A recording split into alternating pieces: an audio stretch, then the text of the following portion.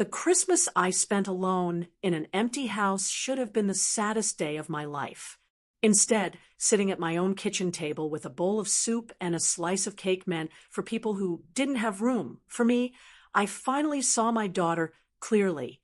By New Year's, my will was rewritten, my money was moved, and the little retirement cottage she'd been counting on was no longer her safety net. My name is Helen Carter. I was 62 that winter, a retired school secretary, a widow of 5 years, and mother to one daughter I once believed would never let me grow old alone. Her name is Olivia.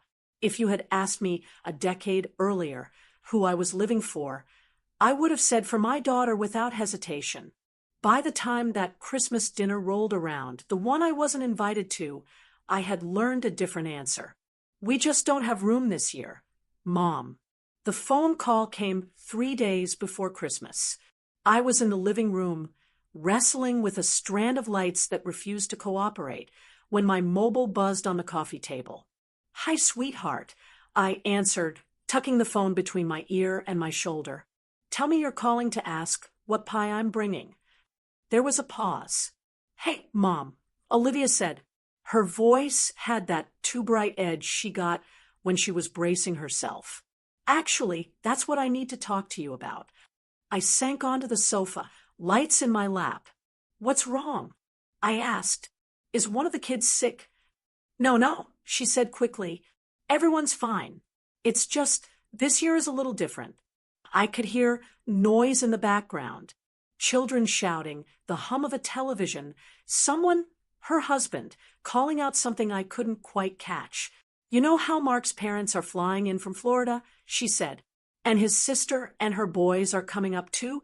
The house is going to be bursting." I smiled, picturing it. Their 4-bedroom suburbia dream. Vaulted ceilings, open concept living room, granite countertops. The house I'd helped them get into by cashing out the last of the savings my husband and I had scraped together. "That'll be fun," I said. "The kids must be excited to see their cousins." "They are," she said. "It's just, with all of them staying here and the air mattress and everything, we literally don't have a spare bed." My fingers tightened around the light strand. "Oh," I said. "Well, that's okay. I can sleep on the couch. You know me, I'm small. Or I can bring my fold out from the cottage.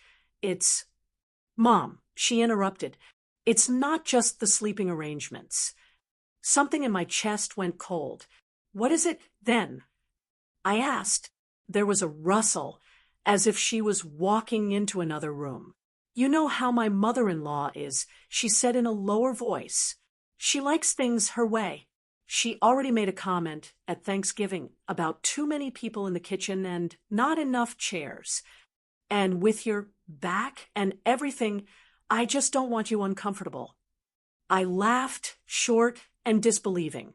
"My back is fine," I said. "It's my heart that's fragile." "Don't be dramatic," she said with a small sigh. "I'm just trying to be practical." "What are you actually saying, Olivia?" I asked, tired of dancing around it. She exhaled. "I'm saying maybe this year you stay home and rest," she said. "We'll FaceTime you while we open presents. The kids can show you what they got. And after New Year's, we'll do a special dinner, just us." The lights in my lap dug into my skin. "You want me to spend Christmas alone in an empty house," I said slowly. "While you host your husband's entire family in the house I helped you buy—" "That's not fair," she snapped defensively. "You didn't buy it for us. You helped with the down payment, and we've been paying the mortgage for years." "With my cosign," I reminded her. "With your father's life insurance money. With my good credit." Silence crackled. "Here we go," she muttered. "Every time." I closed my eyes. "I'm not bringing it up to throw it in your face," I said. "I'm bringing it up because you seem to have forgotten that I'm not a piece of furniture you can put in storage when company comes." "Nobody said that," she protested. "You're twisting my words. We're just trying to keep things manageable." I repeated, "or your mother-in-law." "Why does it matter?" she shot back. "She's a guest. They're flying all this way. We see you all the time. You live 20 minutes away. I looked around my little house, at the worn sofa we'd bought when Olivia was 12, at the faded curtains, at the stack of presents in the corner, wrapped and labeled with each grandchild's name in my careful handwriting. Do you hear yourself? I asked quietly. You see me all the time when you need babysitting, when your dryer breaks, when you need someone to sign for a package, not for dinner, not for Sunday afternoons, and now not for Christmas. She huffed.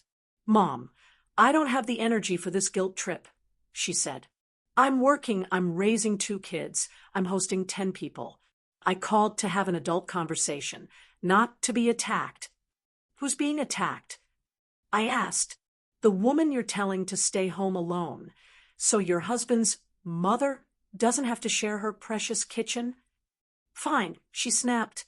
If you're going to make me the villain, then do whatever you want. I just thought it would be easier for everyone if you sat this one out. Clearly, I was wrong. The line went quiet except for her breathing. I realized then that there was nothing I could say that would make her suddenly see me. Not in the way I needed to be seen.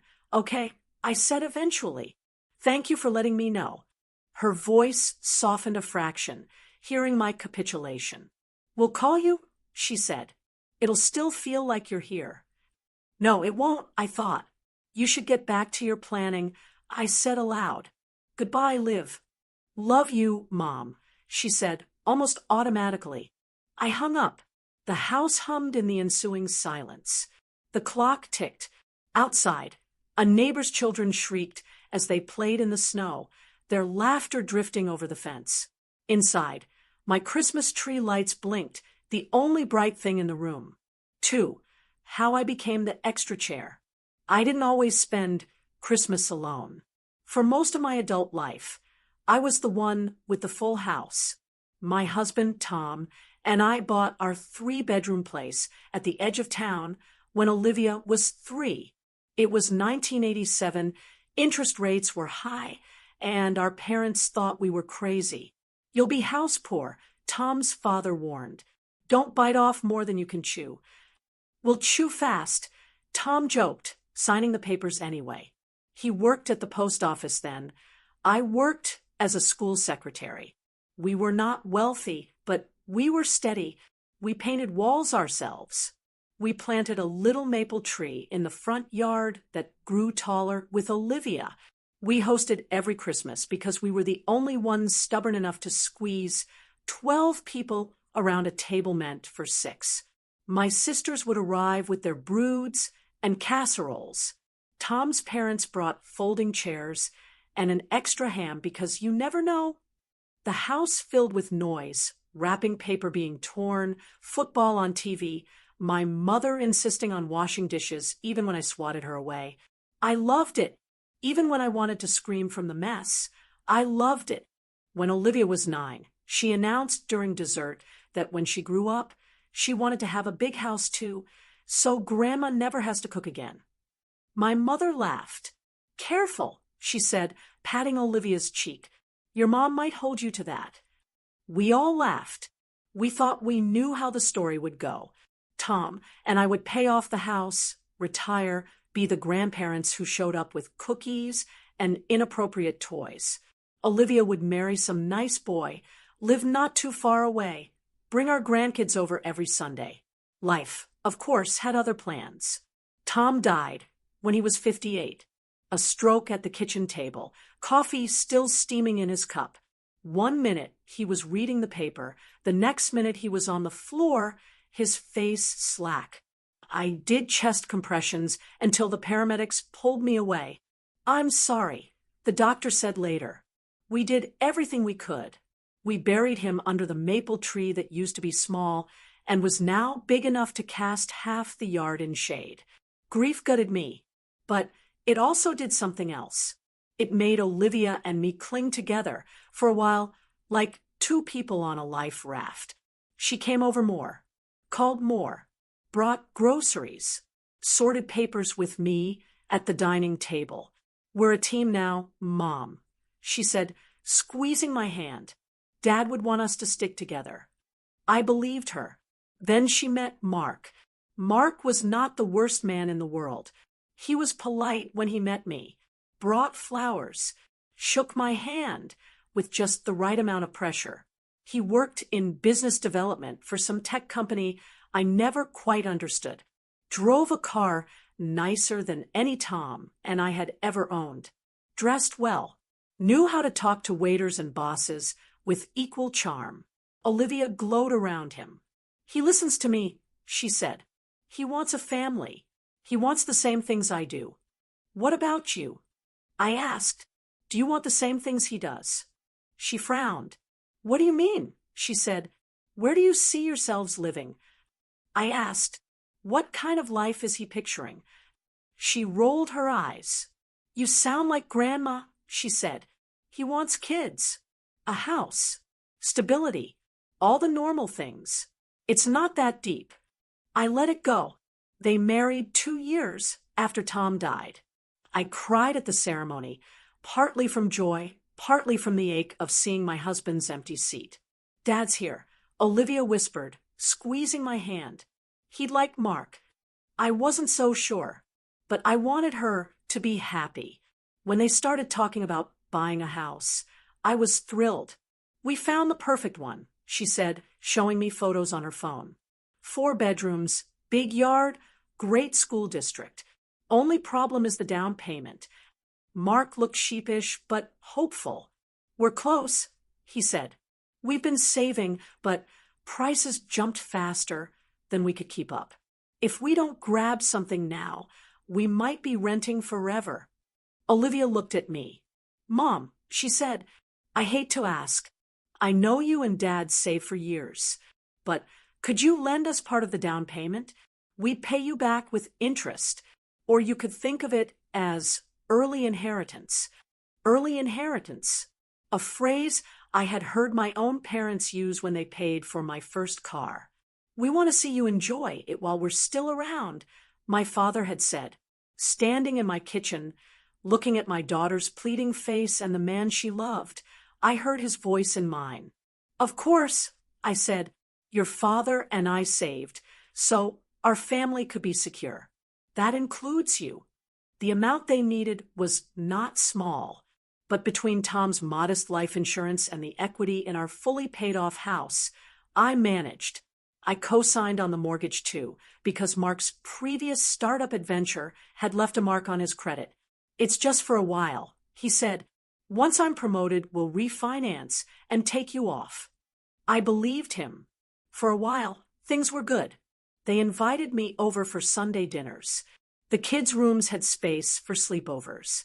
Olivia asked me for recipes, calling in a panic from her too-clean kitchen. Mom, why doesn't my roast look like yours?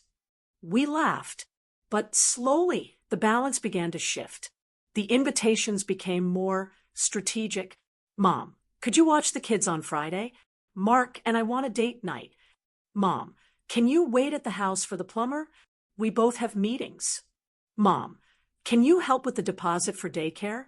It's just until Mark's bonus comes through.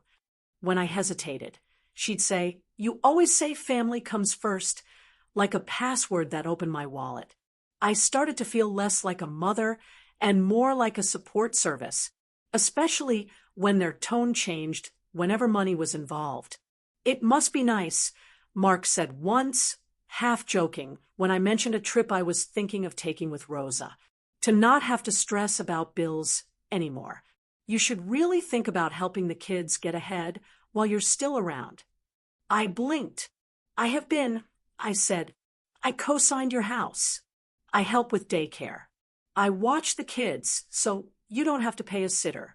He smiled, that tight, polite smile I had grown to dislike. I know, he said. We appreciate it. I just mean, imagine what we could do if we didn't have to wait 20 years for an inheritance. Think of it as investing in your legacy. My legacy, a word that sounds noble until it's used to justify entitlement. I changed the subject, but I didn't forget. 3, the empty Christmas and the diner.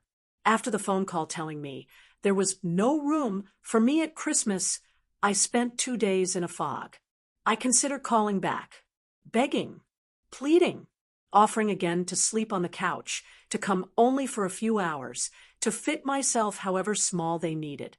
Each time I picked up the phone, I imagined Olivia's sigh. "Mom, why are you making this a thing?" I put the phone down. On Christmas Eve, I made the pie anyway. Muscle memory took over. I peeled apples, mixed sugar and cinnamon, rolled out dough on the counter Tom had sanded himself 20 years earlier. I considered dropping it off at their doorstep, leaving it like some strange holiday offering. Then I pictured opening the door, sensing my presence, the forced politeness. "Oh, Mom, you shouldn't have. We're so busy. We'll call you later, okay?" I didn't go. Instead, I set the pie on my own table. On Christmas morning, I woke to a quiet house. No early phone calls from excited grandchildren. No thud of little feet on my stairs. No Tom snoring beside me, waiting for coffee. I made myself tea.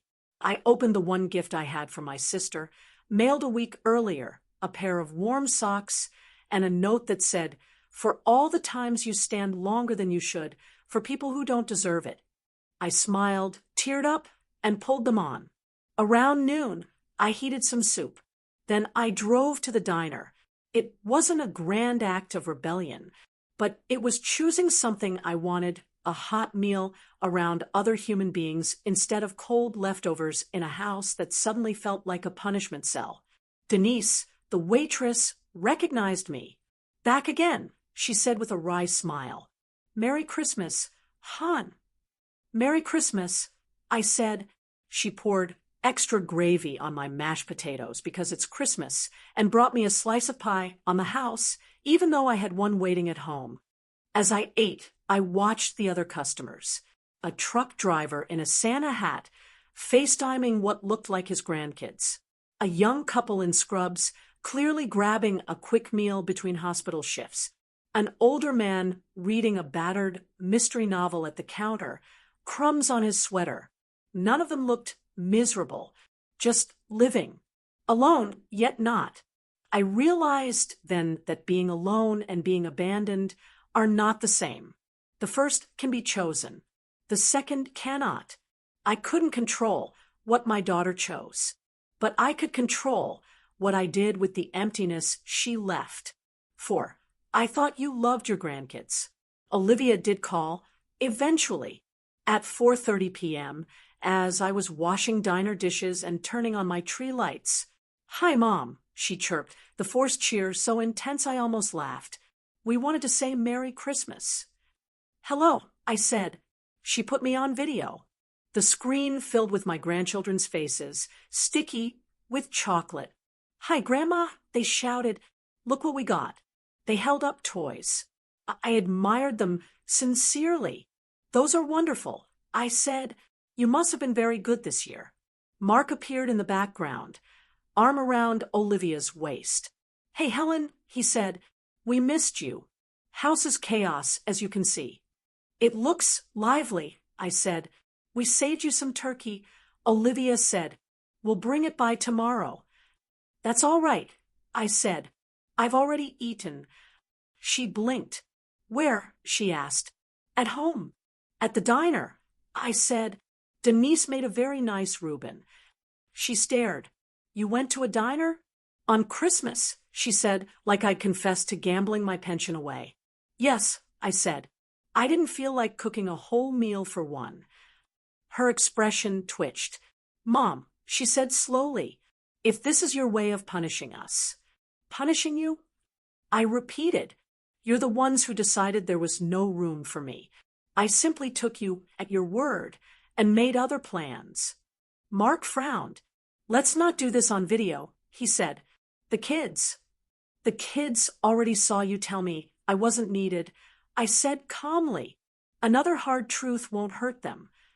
Olivia's eyes flashed. "You're the one missing out," she said. "On memories. On time with them. I thought you loved your grandkids." "I do," I said. "Very much." which is why I don't intend to model for them that love means accepting any treatment to keep the peace. I saw something like guilt flicker across her face. It passed quickly. "We'll talk later," she said sharply, "when you're less emotional." I smiled. "I look forward to it." I said, "Merry Christmas, Liv." I hung up. This time, I didn't cry. 5. Turning her into paper. After that Christmas, I spent a week in a strange blend of sadness and clarity. Sadness for what I had wanted my later years to look like. Noisy tables, overlapping holidays, the comfortable chaos of family. Clarity about what they had become. Scheduled visits, conditional affection, expectations I cook and pay and show up without needs of my own. Hurt on its own is just an ache. Hurt with information can become a plan. I pulled out the folder Priya had given me with my will and trust documents. I read them again. Everything was already in place. What wasn't in place yet was my resolve. I made a list. Things I would no longer do. Lend money without a written agreement and a repayment plan I could live without. Say yes to babysitting when I was exhausted or had plans. Host holidays where I ended up in tears over the sink. Sit at any table, literal or metaphorical, where I was clearly an afterthought. Things I would do. Spend money on things I actually wanted. A painting class, a trip with Rosa when she recovered enough to travel, a better mattress for my bad back. Invite people into my home who saw me as Helen, not as Mom. Can you talk to a therapist about the guilt that crept in whenever I imagined putting myself first? It felt radical, selfish, that old learned voice whispered. Sane, a newer one replied. I also started saying a small phrase to myself whenever doubt crept in. I am not an extra chair. Not in my own life. Not in my own story. 6. The second Christmas and the real room. The next Christmas, things were different. Partly because I made them so. Partly because consequences once set in motion have a way of arriving on their own schedule. In spring, Rosa improved enough to walk short distances with a cane. We took the train to the city and sat in a cafe, sharing a croissant. "You went to a lawyer," she said when I told her about my will. "I'm proud of you." "You started it," I teased, "with your scholarship fund." She shrugged. "We can't control our kids," she said. "We can control where our money sleeps at night." In summer, Lisa called more often. She came over with the kids for simple suppers, spaghetti, salad, ice cream, and didn't always ask for something. "Mark's been working late a lot," she confided once, staring into her tea. "Sometimes I think he resents you for standing up to us. It made me see things." I listened. I did not say, "I told you so." In autumn, Eric texted me a photo of his first real pay stub from a job he'd actually stuck with for more than 3 months. "Look," he wrote, "I did an adult thing." I replied with a stream of celebratory emojis I'd learned from my grandchildren and a promise of dinner to celebrate. He paid half the bill. It was the most delicious meal I'd had with him in years. David stayed distant. He brought the children by on birthdays, but rarely stayed long. When he did, his conversation was stilted, circling around safe topics like sports and weather. I didn't chase him. He knew where I was. Whether he wanted to stand in the doorway or come in was up to him. 3 days before the next Christmas, my phone rang again. "Hi, Mom." Olivia said, "Hello, dear." I replied, bracing. "We're doing Christmas at our place again," she said. "Mark's parents are coming, but we'd like you to come too. The kids asked if you'd be here this time." I sipped my tea. "I appreciate the invitation." I said, "Where would I be sitting?" She paused. "At the table, of course," she said quickly. "We got an extra chair." "That's thoughtful," I said. "And where would I be sleeping?" "In the guest room," she said. "We told Mark's parents they'd have to stay at the hotel this time. It's your turn." I almost laughed. Are you inviting me because you want me there?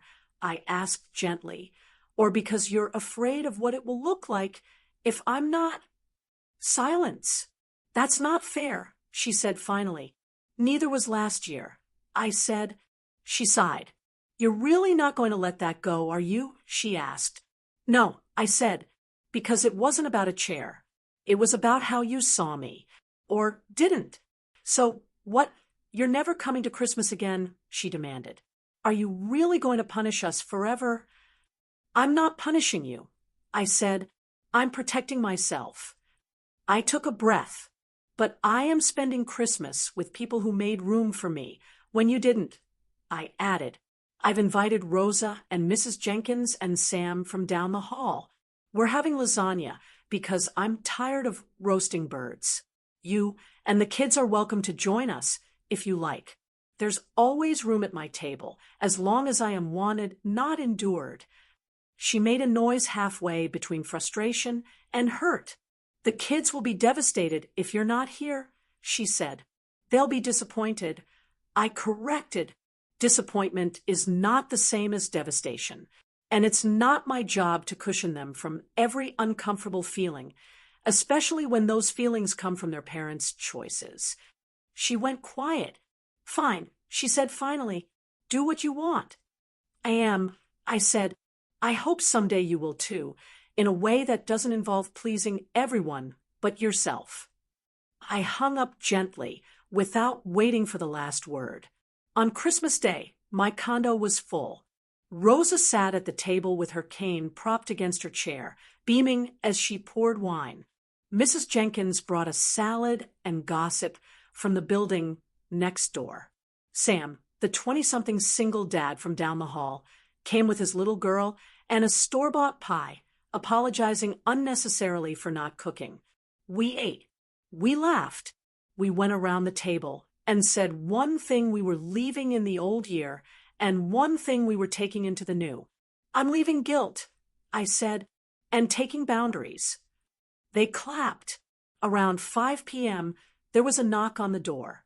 It was Lisa. She stood there with her 2 kids, cheeks red from the cold. Mom, she said, can we come in? I stepped aside.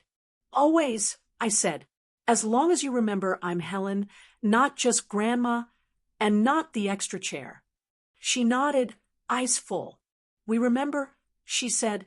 The grandchildren ran in, squealing at the spread on the table. Grandma, you have more food than Mom. Jack exclaimed. Grandma always has more of what people need, Emily said sagely. That's her superpower. Not anymore, I said, smiling. Now my superpower is knowing when to keep some for myself. Lisa glanced at my guests, surprised, then smiled shyly. Hi, she said. I'm the prodigal daughter. Rosa laughed. Well, she said, good thing your mother kills the fatted lasagna instead of the fatted calf. Easier on my cholesterol. We pulled up extra chairs, because in my house there is always room for people willing to see me as more than their last resort. If you are an older parent listening to this, sitting in a kitchen that has begun to feel more like a service station than a home, I hope my story gives you something most of us were never taught to claim. Permission. Permission to say no. Permission to spend your money on yourself. Permission to change your mind, even if you once promised something when your heart and circumstances were different. If you are an adult child, bristling at this because it feels like an accusation, I hope you sit with that too. Ask yourself honestly, do you see your parents as people with their own desires or as safety nets you'll never have to admit you're falling into? Love and obligation are not the same. Your parents' house, their savings, their pensions, they are not yours until and unless they choose to make them so. And even then, gifts can come with boundaries. That Christmas I spent alone in an empty house, after my daughter said there was no room for me, something in me broke, but something else grew. A spine, a voice, a new understanding of what family can mean when you're not the only one doing the work. I still love my daughter. I still love my grandchildren. I simply love myself enough now to know that I deserve a seat at any table where my food and my heart are on offer. If there's no room for you where you are, remember, you are allowed to build a new table. Even if it's in a smaller kitchen with mismatched chairs and lasagna instead of turkey. Sometimes that table will host the truest family you've ever known.